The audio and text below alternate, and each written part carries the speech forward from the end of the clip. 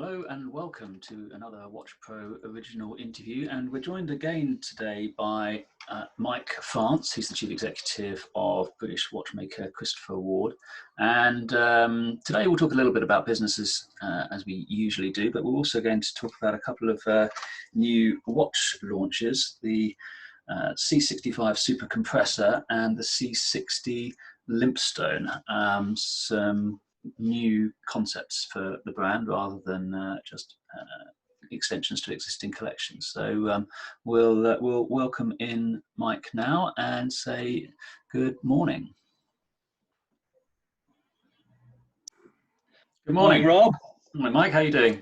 I'm all right. How are you? Yeah, not too bad. Surviving. Kept my head above water. Yeah, how's it been for you? I mean, I wonder about. I mean, you know, your industry is yeah. I mean, a tough time generally, hasn't it? Yeah, of course. You know, advertising is always the first thing to go, but I think it's we've got a fairly resilient business model where we keep our costs as tight as possible. We're obviously predominantly digital as well, which helps at this sort of time. So our traffic has doubled, and you know, is that right? It's that's impressive. Yeah. And I mean, our America, you know, we've got a site in America as well as in the UK, and they both doubled. So that's been good, and those numbers have sort of held up as lockdown has eased. So it wasn't just people staying at home all the time and you know, and reading about watches, and we're in a lot of B2B spaces where we have good friends, and you know we looked after people for many years, and most have been, you know, fairly supportive. Not booking necessarily. We've been able to keep people to, you know, not cancelling their advertising and that sort of thing. So you know, what's your view of the landscape forward over the next sort of half a dozen months or so? I think it's going to continue more or less as we are now, I'd say. So I'd say that the trading levels that we're seeing now, which for us are probably down by about 20% revenue wise. I think that's probably what we'll see through to the end of the year. So it's you know, it's survivable. We're making a profit. I mean, I don't think there's too many publishers out there who will be able to say that at the moment. So very few. Exactly. So can't complain. Well, the benefit of, as you say, being having a digital focus as well, isn't it? I think. And we always describe ourselves as hyper niche. I mean, we've got titles for watches, we've got jewellery, we've got a care home title that's been pretty good for us. We've got a lot of PPE advertising from the care home, and bloody hell, is that right? Yeah. So that's been. But it's also just a phenomenal performance from our team. I mean, they've just they've never given up. They've kept on selling. I mean, we've got a title for the boutique hotel industry that's actually managed to increase sales year on year despite all the hotels being closed, and that's purely down to a great salesperson. That's bonkers. That's completely bonkers, isn't it? I know, she has to be congratulated. So God, that is amazing. Yeah, it does. You know, as I'm sure it's the same for you. It comes down to your people at the end of the day.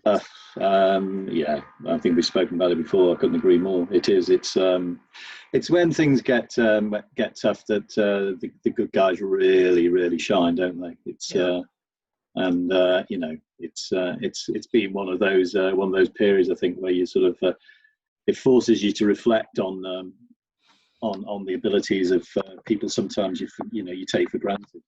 So it's one of the real positives, I think, that has come out of all of this malaise for everybody. But I think you know, we, as you sort of know, we've had a really good time. But I'm very conscious that that's not true for everybody. And well, there's nothing to feel guilty about. Sorry? Nothing to feel guilty or embarrassed about. I think it's fantastic. Well, no, I don't feel guilty, but I think you just have to recognise that you know, it's not you know, we've been fortunate and lucky. We're in the right space, right time, sort of stuff. But you know, even personally, my you know, the other side of the coin, my eldest daughter is an opera singer, and she was due this autumn to take the lead at both the Royal Opera House and English National Opera, and of course, just can't, you know. It's like, you know, and of course, being freelance, there is no safety net really. It's, you know, and it's tough, you know. It's tough for people. So you know, it's not yes, it's good. It's good for people like us, but I think we also have to be conscious of others. Yeah, yeah. So what has trading been like? I think, was it April we last spoke, I think? I think it might have been, yeah. I mean, we've had a really successful time. I mean, we are comfortably ahead of our very aggressive pre-COVID budget. Wow. Yeah, I know. Which presumably was And well if ahead of it's, last year if at the same period. yeah, no, yeah, well ahead. I mean, we're talking, well ahead, well into double-digit growth. I mean, I'll give you some sense, even though I'll give you the total picture. But in the UK in May, we were plus 70% Wow. in the year. Wow, that is Yeah. incredible. In total, I mean, that was to some extent fueled by the advertising campaign. Yeah. But underlying, it was strong. I mean, we were during the same period, I think we were sort of plus 45% up in the US. So, and although we haven't kept that level up. I mean, July was plus 33% up. Yeah. With no advertising at all. Wow. So we've as I say, we're ahead of our. If somebody had said to me on the 23rd of March, this is what I literally would have laughed at. Yeah. Because like every other business in the world, we did our COVID. We quickly reassessed our COVID budget. Our budget called it the COVID budget. Yeah. Which of course meant, because as profit is fine, but no business ever went bust because it didn't make a profit. It went bust because it ran out of cash. So everybody's focus, of course, from that moment on the 23rd of March, or even before, in fairness, was on cash. And of course, you then strip everything out and you look at the type. And then we looked at it, and it didn't look great. Although we were fortunate in that we've got good reserves. So we knew we'd, a bit like yourself, we could hang on for a good while, but we accepted a decline in volume and revenues, obviously. But then we, took the view. I mean, I was thinking about this. I was thinking, about this conversation last night, and we took the decision to go on the front foot. I didn't want the brand to go dark. Yeah. And as a result of that, we decided on our first ever TV advertising campaign, which seemed to lots of people very counterintuitive at the time. I have to admit, in my own head, I was having taken the decision. It was an interesting period, waiting for it to see what the results were. But it worked. It worked brilliantly for us. But why do we do that? And I remembered as a young store manager, I was in 1981, so in the teeth of the early Thatcher recession, 79 to 81, when times were really tough. I was the manager of Littlewoods of Cheltenham. It was my first store posting, and at the time.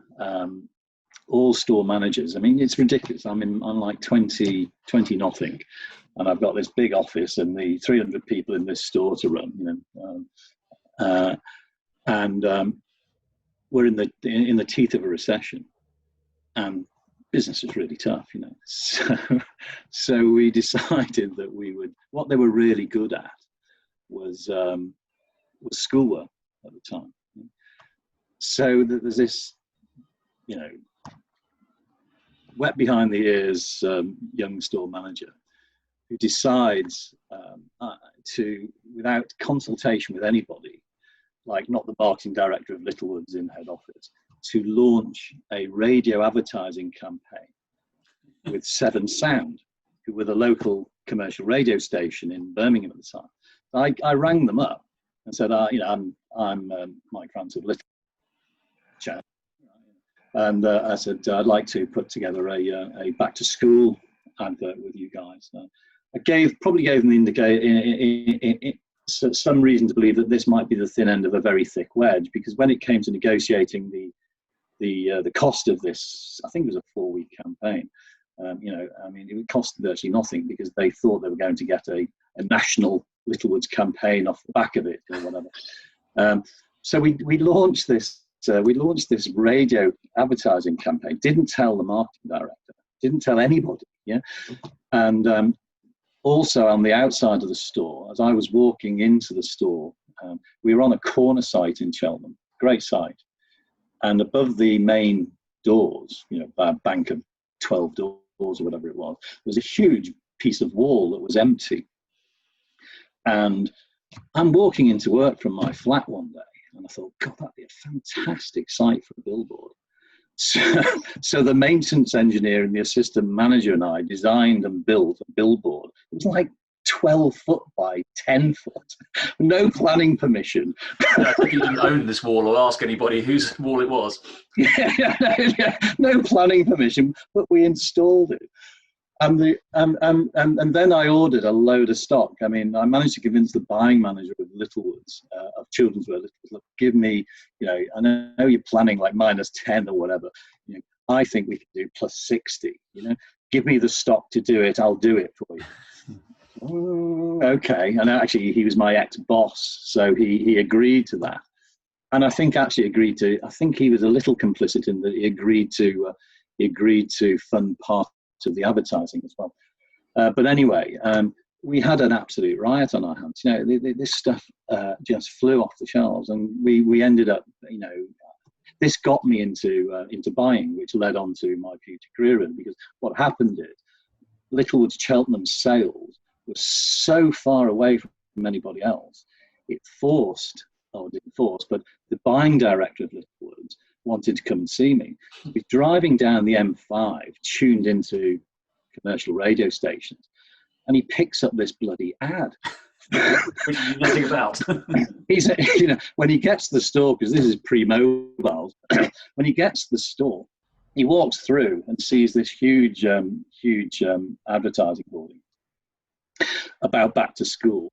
It was a Friday, and what we did on Fridays in the store was we had a record. It was great in those days. We had record shops, and you could merchandise them yourself. Yeah, and at the time, Shakin' Stevens' Green Door was #1. Yeah. So I'd ordered a load of these just to get things going. But we used to have a disco.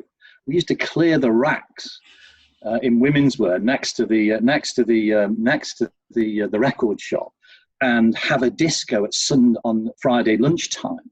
So this bloody buying director, who didn't tell me he was coming, he's picked up this ad. He's seen this great big hoarding outside, and then he walks down to the basement. There's a bloody disco, and I remember we had bleepers, and I remember getting bleeped by the office manager saying, Roger Briley Jones is in the store, Mr. Francis. Is he? Oh, right. Anyway, his opening words were, "Do you want to come and work in buying?" Amazing. and what he, again, back into, these are lessons you learn, aren't they, that you then hopefully repeat if they're good lessons through your life. Yeah. In the teeth of a recession, when everybody's, we went the other way, and of course it worked. And literally, 40 odd years later, in the teeth of the worst possible climate that we could imagine back in March, we did something similar. And we were lucky enough that we got a similar result. But you're a walking evangelist for advertising that actually works. I absolutely do. I mean, I think our entire capitalist structure really depends on on advertising. I mean, and it depends on good advertising, and it depends on having good product to advertise. So it's, if you've got a good mixture, yeah. Then sometimes it pays to be brave, I think. But a couple of launches coming up, which you. Rob, you have we got a couple of launches? Team. There's the one that I think is going to blow people's socks off. I mean, literally, I think, I don't want to be a hostage to fortune, but and I've this is the new edition of Loop, our magazine, which gets sent out. It'll start hitting mats on the 28th of this month. The feature watch is the C65 Super Compressor, and the main story inside is all about the C65 Super Compressor. Wow. And you never know, do you? I mean, and you just do never know. But the Sapphire that we launched in May with the TV campaign has become the biggest line we've ever had. Really? I've got no evidence to support this, by the way, but I'm pretty sure that in May the C60 Sapphire, for watches above £500, probably was the fastest selling watch in the world. If I say it enough, people believe it anyway, Robin. Well. But knowing the volume and knowing how difficult it was for everybody at that time in watches, I'm pretty sure that it will be well up there, if not the leading one. And we anticipate the Super Compressor to be even bigger. Because the story behind, I mean, as you know, with watches, as much as anything, it's capturing people's imagination with a story and doing something that's different and unique. And we have, the team here have created with the Super Compressor just, well, when I say unique, I mean it's the first proper Super Compressor in nearly 50 years. And I don't know how familiar you are with the story of the Super Compressor. No, you can't. Go ahead. Well, it's an interesting one. And this was prompted, by the way, the fact that we're doing this was prompted by an Austrian customer of ours who wrote to me in, I think it was November of 2018, saying, why are people bringing out watches they're calling compressors and super compressors when they're not? Oh, okay. And I'd noticed this trend myself. And, went and talked to Adrian Bushman, our designer, and we looked into the whole history of super compressors and said, right, let's do one.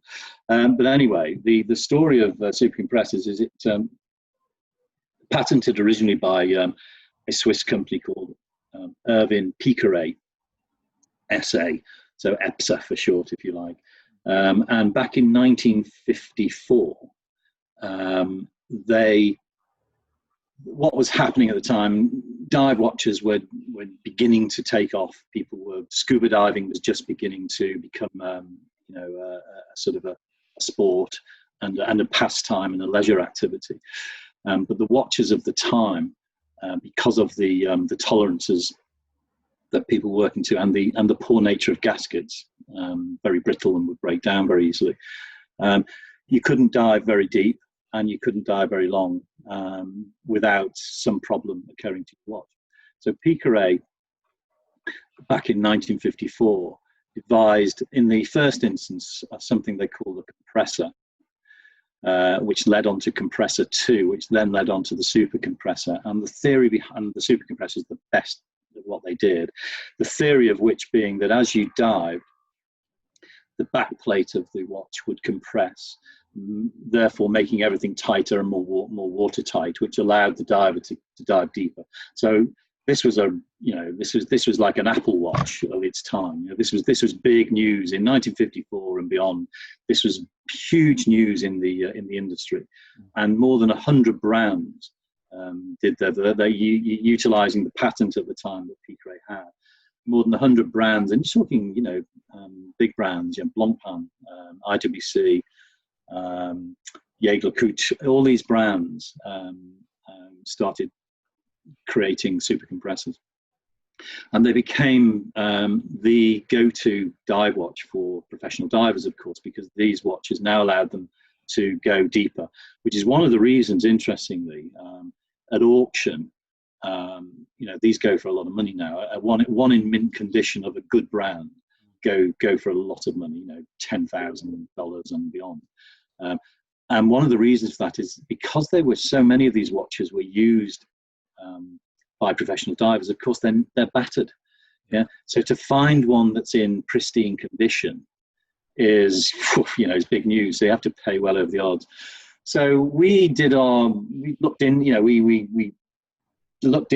the world of super compressing back in Irving Piqueret went to the wall back in 91, and they stopped making super compressors. The last one, I think, was manufactured in 1972. And then the world changed over time, and our ability, with the advent of CNC machinery, with the advent of much improved gasketry, you didn't actually need a super compressor to allow you to dive deeper, and still you don't. And yet this was one of the cleverest inventions in watchmaking, outside of complication type developments. This is a hugely impressive piece of engineering that Piqueret did. So we said, well, why don't we try and bring it back to life? It's part of the retro theme, that's going on in the world. We have a retro dive collection. This would be the icing on the cake if we could produce it. Easy to say, not so easy to bloody do. And it stalled for a while because our engineers and our case manufacturer and it's like, no, we're going to have to reverse engineer. I mean, this is like, hang on, we don't even know where to start. The blueprints aren't available. So what we actually did, Adrian and I, we bought an old one, the proper one, and the engineering team literally reverse engineered it. And we're very fortunate in that we work with one of the best case manufacturers in the world. He's in China, works with us, but works with most of the names that you would know, but who might not tell you that their case is made in China. He's magnificent. And we have because of your Bader, who's been a personal friend of Kenny's for 30 plus years, we have an amazing relationship with him. And what you know about him, and what we know about him, is he loves a challenge. Yeah, I mean, he's a truly inventive, curious-minded man who's created a hugely impressive business. But what really turns him on is creating great cases.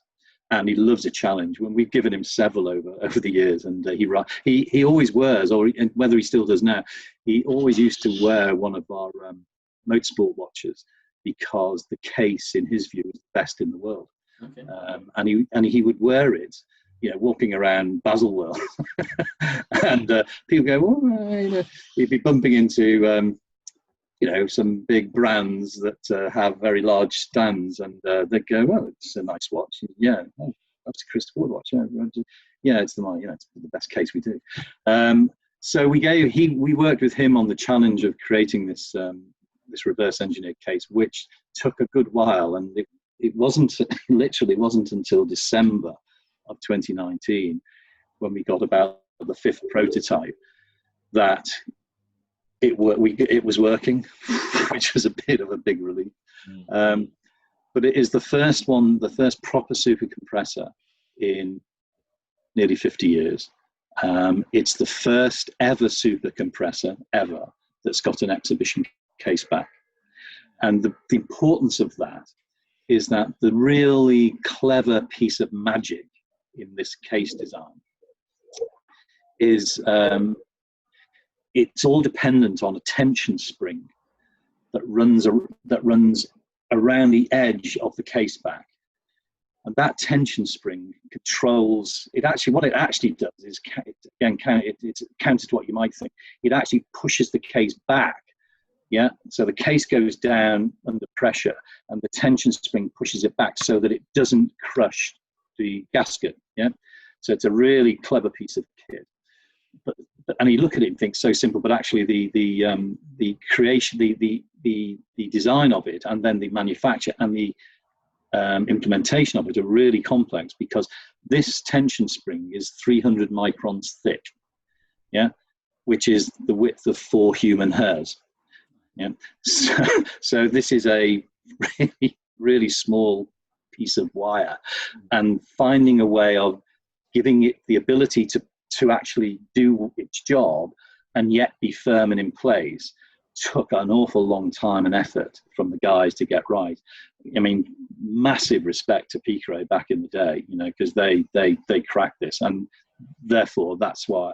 And because it's so difficult, I suspect that's why nobody has taken it on. And it's only because, you know, there's a kind of a, you know, sometimes you just have to bloody mind it, don't you? I mean, and you know, Adrian and I both suffer from that trait, I'm afraid, when we're on when there's something that we really think is worth doing. You know, it's we don't like to hear no, and I mean, I'm sure some of the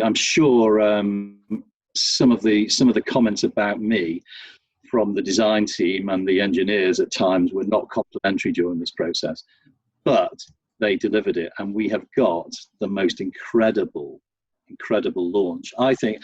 I mean, do you know Ken Kessler? Yeah.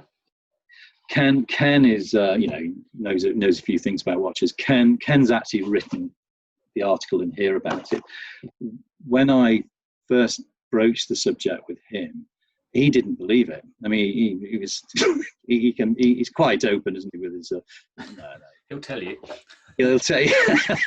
And I said, look, Ken, honestly, we have. And he said, oh, no way. Anyway, we showed it to him, and he was absolutely, I mean, blown away. He thinks it's the story of the year in horology, but I just think it's a fantastic story of, you know, as you said, about people. Yeah. You know, it's not, you know, it's a great piece of technology, but the story is about the people creating the technology and the determination of those people to crack a problem, and produce something beautiful as a result. And it's not only is it the engineering feat, it's also, we're launching with it the first ever cushion case design. So it's in a brand new case, which reflects the period. So we're looking at the period that this was really at its zenith, was in that sort of end of the 60s, early 70s period, when cushion cases were de rigueur. I was going to say that. So that cushion case is actually, that's nothing to do with the definition of a super compressor. No, but most super compressors came in that cushion style. You know, whether and that was just these sorts of watches. That was an aesthetic associated with that that time, Rob. It's absolutely.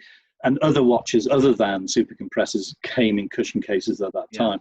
It was one of the sort of design sort of looks of that era, from the sort of mid 60s through to the mid 70s. And we've reflected that, because it's a retro dive watch for obvious reasons. The things that mark out the originals in terms of are two things, because Piqueret, having patented the invention, obviously then sold it on to other people. But they wanted to make sure that the genuine Piqueret version was noticeable. So they did two things, which we have reflected in our design in a Chris Ward way. But on the 2 o'clock crown, which works the internal rotating bezel, the countdown bezel for diving, they cross-hatched the top of the crown. So the cross-hatching on the top of the crown was a Piqueret thing, which said, this is one of ours. And then the other thing they did was they you know, those sort of old antique diving helmets, the bronze diving helmets, on the back, on the reverse of the case, if it was a genuine Piqueret super compressor, they would engrave a diving helmet design onto the case back. And we have done our own version of the cross hatching on the 2 o'clock crown, and we've also got a small diving helmet on the case back as well. But the fact is, with ours, in fact, it might not be that's the reverse of it. So it's if you see the orange ring Yeah. is underneath that, the tension spring exists. And if you can just about see, I don't know if you can, that the lozenge shapes cut into that orange ring, Okay. you'll be able to see the tension spring through that. Wow. If you're like me, you might need a loop. Yeah, same. I'll put my glasses on for that one. And that's the first time anybody's ever known what's been going on inside a super compressor. So it's very exciting, and it is for me anyway. And I do hope for a few people. And so that is going to be the big launch on the And that's 20th. coming out on August the 28th? The launch is on the 28th, and we will be advertising that watch with a new TV commercial in the UK and also in the US for the first time. Okay. From I think the 1st of September. Right. So, and the UK will be we're repeating but developing that which we learned about in May, which is essentially we're in partnership with Sky, picking not just the appropriate channels on Sky for our customer, but also the programming around those channels, because we've learned a great deal from what we did in May, and we're now able to implement that into a campaign starting in September. Have they pushed their prices up now that things are starting to get a bit more back to normal for them? Yeah, well, the advertising prices. Yeah, no, they. When you're buying it, we haven't got anywhere near the rates we got in May for obvious reasons. Yeah. Although, interestingly enough, I mean, it's a long time since I've been involved in TV advertising, so some of the rules have changed since. But what was it? I was in the early rounds of discussion. We were talking about, because we're looking to launch be on TV from September through to December. Yeah. I assumed that we would be getting beneficial rates, even if they weren't going to be quite the same as May. And we have actually got some half decent rates, but miles ahead of the May rates. But as all of these things are, and you'll know better than I, it's a supply and demand issue. And what a lot of the big advertisers did back in March and April is they deferred. They didn't just cancel, they deferred their advertising. So, we don't want to be on air in May and June and July. But all of that supply of ads is going into the autumn. So that's what's propping up the TV pricing. There is a real feeling that actually it could come down again when that sort of deferred programming could get deferred again. is out of the pipeline. Yeah, we'll see. But notwithstanding that, the response we had was so big. We were very happy to go back. So the ad will be is a new ad. We're seeing the final version of it this afternoon at about 1:30. Right. Hopefully it'll get signed off. And then in the US it's the baby steps first, really, because again, I mean, you're in the US as well, but the US market is not. Whilst our customer base and our customer traits are very similar, the way advertising is consumed is somewhat different. So we need to make sure that we tread carefully and learn. And we're starting, interesting enough, with YouTube TV. Okay. And YouTube TV is very similar to the way, and it's not the way, if you go and look at my YouTube channel on the TV behind me, you'll see that oh God, he likes Bob Dylan. Then he's big into Christopher Hitchens and Richard Dawkins. I just get served. You just get served, don't you? What you're interested in. Whereas in the States, YouTube TV is set up like Netflix. So it's a TV channel, and it's a subscription channel. So it mirrors that. They're after the Google are obviously after the Netflix, Disney Amazon Prime type of market with it. So it operates in the same way as Netflix. So we're starting there because we want it only to be on TV screens rather than on iPhones, etc., because that's not where you're going to get the best response from. So we're launching that in September as well. And the beauty of that is, of course, you're able to tune it up and down almost daily and weekly, depending on the responses. But that's part of a campaign, not the entire campaign in the US. We've also struck up some relationships with some of the interesting partners, and including yourselves, I hope. Okay, but we've taken a view. We're still very, very nervous about. This is why I'm interested in your sort of feel for this. We're very nervous still about print titles, and we've probably led the way. Others have followed since, but we led the way, for instance, with in-flight magazines. Right.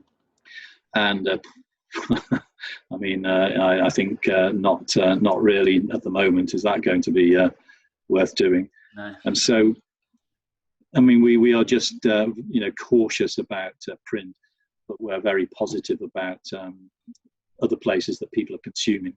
Yeah. And you've also you've relaunched your website in the last few months as well.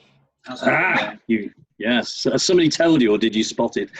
I did a story about it at the time.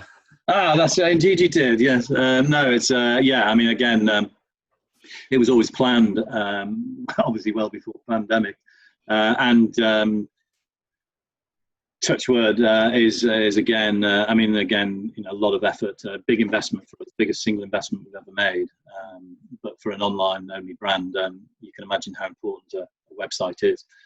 And we moved the platform after a lot of consideration to Salesforce, which is clearly one of the world's leading e-commerce platforms.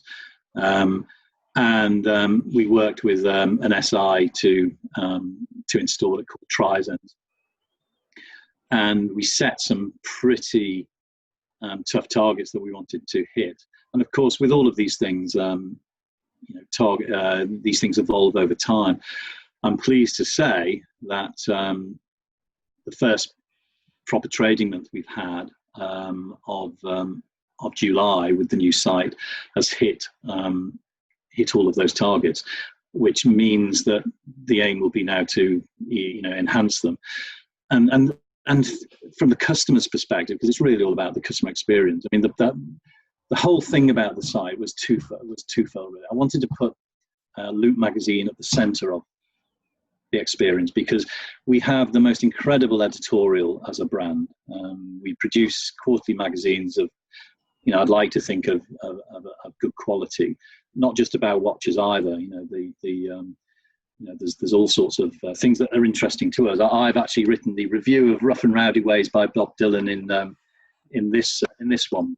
So, and Bob, not many people know this, but I sneak Bob into every edition. Don't tell anybody, even if it's a single line. Loop is Loop Live, if you like, or Loop Magazine is kind of central to enhancing the editorial experience for our customers. Primarily about watches, but not just about watches. It's somewhere we want them to be, to go and to be interested, to learn stuff, and be entertained as well. And then the shopping experience is separate to that on the new site, and we wanted it to be the easiest, the most enjoyable shopping experience of anybody in watches, stroke luxury goods. And there is the post-launch research. Obviously, we did all of our UX before we went in, but you never know until real customers do it. But it seems that mostly we've hit home runs. And so if you're signed up as a Christopher Ward customer, and you're registered on the site, and you know what you want to buy, you can enter the site and buy within the record is 47 seconds so far. And that's way ahead of anything we expected. And that's about, we think, to get quicker, because we're launching, hopefully by the time this goes out, but certainly during the course of September, we will be moving to PayPal credit. Obviously, we, like everybody else, we take PayPal and always have done from day one, and it's and has been an ever increasing mix of our of card usage for our customers, of ways of buying. And PayPal credit is, has been in existence for a while. The real key benefit to us is that we're now able to offer credit to overseas customers. Okay. So for the first time, our US customers will be able to access interest-free credit from Christopher Ward, and that goes live in September, maybe a little before, but September to be on the safe side. Yeah. And the other thing that's happening, and this is, I think it's just a consistency with what we try to be about. We'll be one of the first 50 retailers in the world, and the very first watch retailer in the world, because there's no others in that 50, to have a checkout process if you're buying overseas. So if you're in the States, that will include, before you purchase, the cost of duty and the local taxes that you'll be paid, that you'll be charged, so you can see the full bill. And that's something we've been striving. We believe massively in transparency, being straightforward and giving people all of the information they should have. And we will be, as I say, there's only 50 retailers that will have that when we go live within September, and we'll be the very first watch retailer. Does it add that on the cost of duty and local? Yes, yeah, it can the displayed price, but the API connects is part of the checkout, right. And clever stuff going on and clever algorithms, because as you may not know, but in the US, any watch purchase over the value of $800 acquires duty. But for everybody now, that's it's in the hands of the customer now to make themselves aware of that. And we are fortunate in with our logistics partner DHL. They at least advise and transact that for the customer during the process of shipping. But it's only after you've purchased it that you get to know that. Doesn't matter whether it's watches or anything else that this happened. And of course, that's if as a customer, that's not what I want to know, really. You're hit with that extra cost after you've actually paid for the watch with Christopher Ward. You're getting an extra bill from DHL when it comes through customs, or no, at the moment, yes, and that applies to every other retailer in the world, or every retailer in the UK who's shipping anything to the US. And so one of the things we've been wanting to do for many years, and now the technology is available to do it, because you can imagine it's quite a complex thing, especially to also apply the local taxes. Did you know, not a lot of people know this, there are nearly 2,000 separate tax regimes in the US. It's mad, and this will calculate, no matter where you are, exactly the tax regime that's applicable to you. So complete visibility. So that's another sort of add-on that's coming in September. So rather than display the full price, including duties and local taxes, when you're browsing and when you're shopping, it has to be added during the checkout process, because you need to know their address and that's all of it. Until you know where you're shipping to, of course you can't calculate it. Right. But before you purchase, it'll obviously advise you.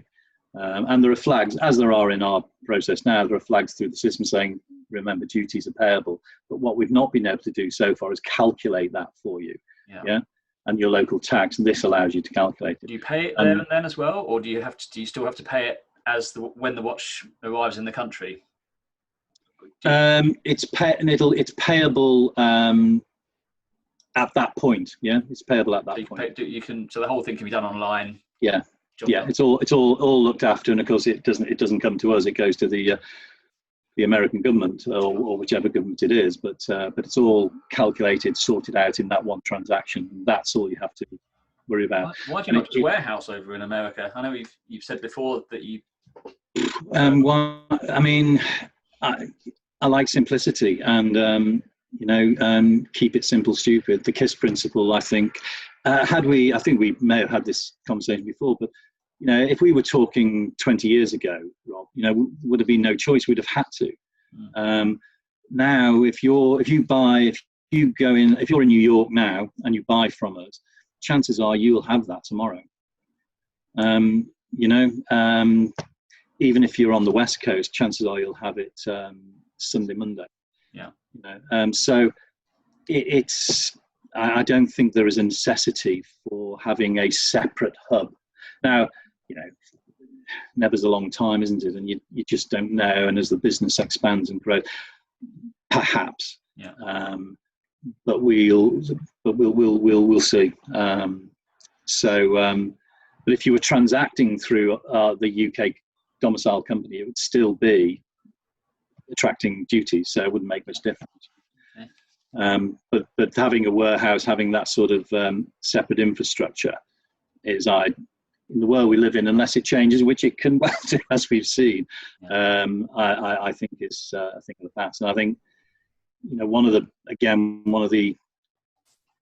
key changes, and particularly for the watch industry, I think of the last 4 months, 5 months, is I don't think any trend has changed. I just think everything's been accelerated, hasn't it? Was online buying of watches headed in one direction? Yes, it was. Is it headed in that direction a bit faster now? Yes, it is, I think. I mean, McKinsey, I think quite recently reported that they think by 2025, online luxury purchases will have tripled to 100 billion. Watches is part of that. It's not the whole lot. Last year, 2019, I think it was 33.3 billion online purchasing of luxury goods. Obviously, the total is much bigger. But they're now seeing that they expect that to triple and may even review it upwards based on what's just happened.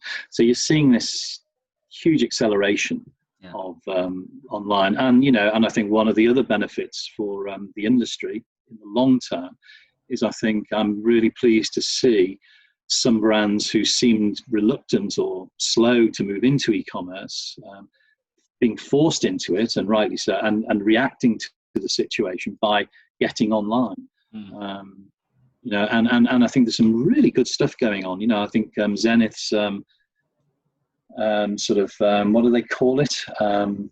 Their sort of hub or whatever it's called, where they,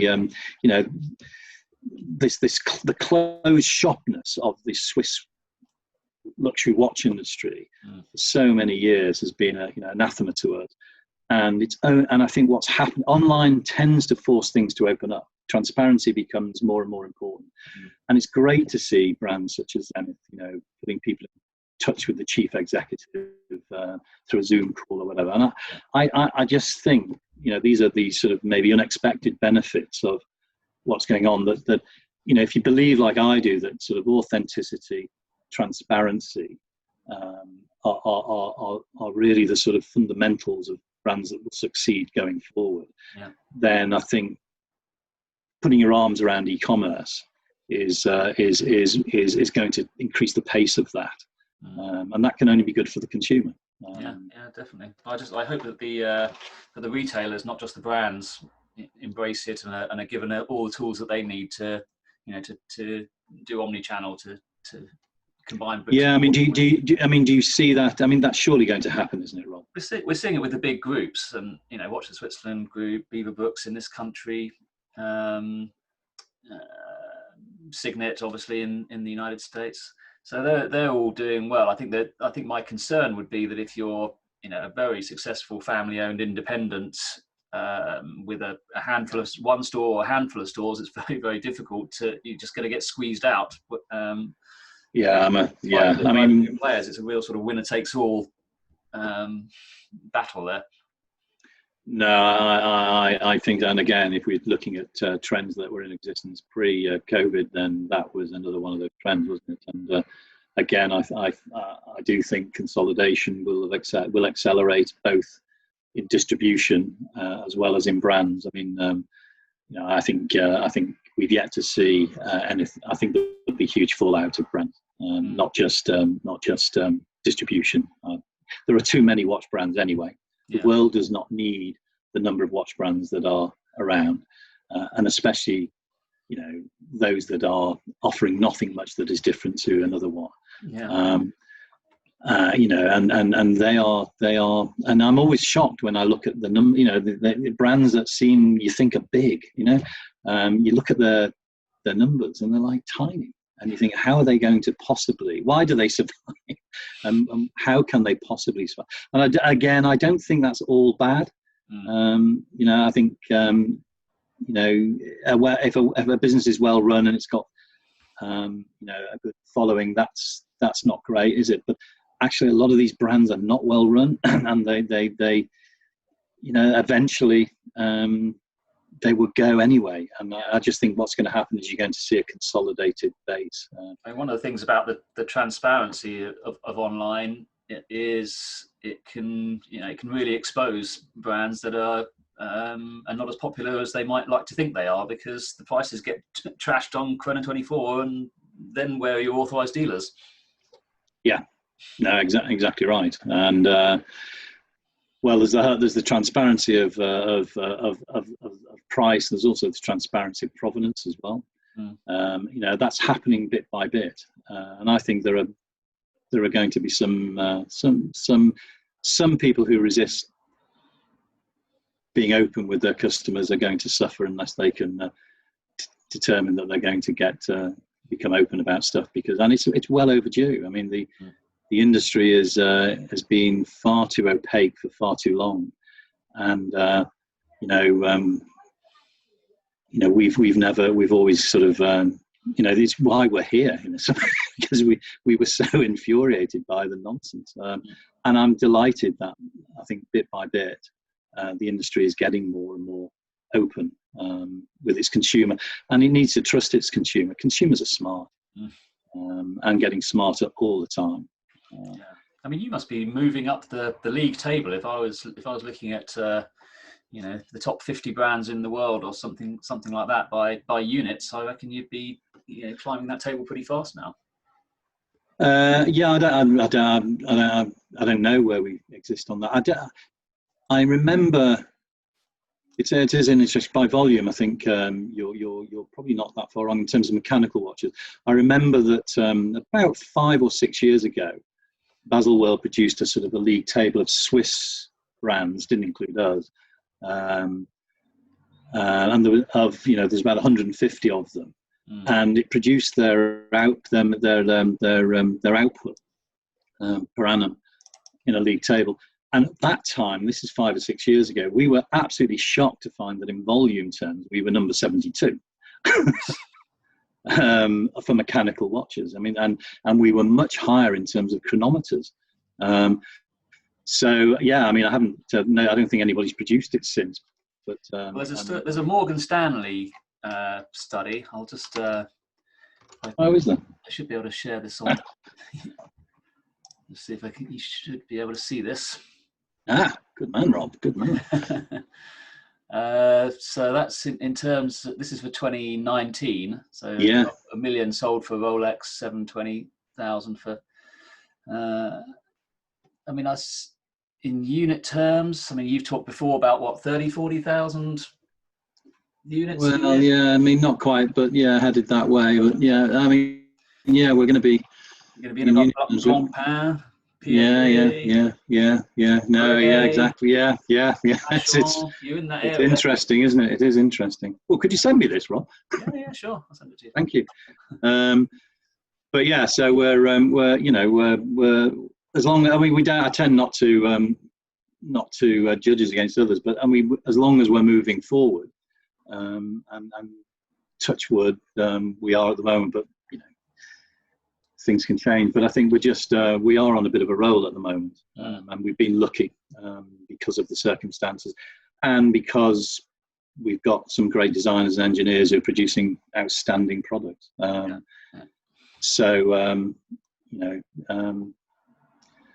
make hay while the sun shines, I say. Great. Well, I look forward to the launch on the 28th and getting to see Oh, what, well, getting to yeah. see the I'll be watch. interested. Genuinely, I'll be interested to know what you think. Yeah, By yeah. the way, how was your experience with Declan when you were in the virtual showroom? Oh yeah, no, that's cool. I mean, I think it's you know, people are trying lots of different things, and it's very difficult on a sort of normal Zoom call. So if you were showing me the watch now, and this sort of thing that goes on, doesn't work too well. But the way you got those cameras set up with an overhead camera and all that sort of thing, and great resolution as well, it was much closer. So, good, yeah. No, he's a good chat. It's a new, he's fantastic one-to-one in the real world, and he was very nervous. And he was very nervous about when we said, "Oh, Rob Cord of the editor of Watch," he was absolutely wetting himself. But hopefully acquitted himself reasonably well, because he's a very knowledgeable chap. No, it's good. It's good, and it was all he was showing me a setup of a few watches that he had in mind, but then he was also able to pull in other watches that that sort of struck him as something that would interest me as the conversation went through. So no, I thought it was great. Yeah, it's good. It's good stuff. Good stuff. Yeah. All right, wonderful. Well, I'm going to have to. I've got another Zoom call coming up in a second. I've got to go. So it's good. Have you got what you need? Have you got what you need, Rob? I think so. Yeah, I think there's a few stories there, and I'll fire that data over to you now. Top man. All right. If you need anything else, you know where we are. Perfect. All right. Thanks, Mike. Good to see you. Cheers, Rob. You look after yourself, mate. You too. Bye-bye. Cheers. Bye now. Bye.